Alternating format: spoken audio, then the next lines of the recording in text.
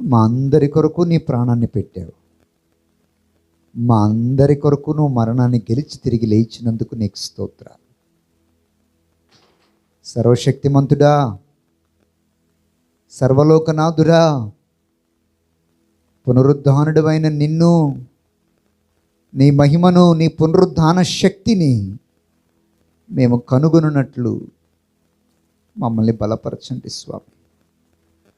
నీ పునరుద్ధాన శక్తిని మేము అనుదినము అనుభవించినట్లు, కేవలం ఈస్టర్ సండే రోజు మాత్రమే నీ పునరుద్ధానం గురించి మాట్లాడుకోకుండా, ఆ పునరుద్ధాన శక్తిని ప్రతిరోజు ప్రతి వారం మా జీవితాల్లో అనుభవించే ఆధ్యాత్మిక స్థాయిలోనికి మమ్మల్ని తీసుకొని రమ్మని ప్రార్థన చేస్తున్నాం నాయన. మరణాన్ని గెలిచిన నువ్వు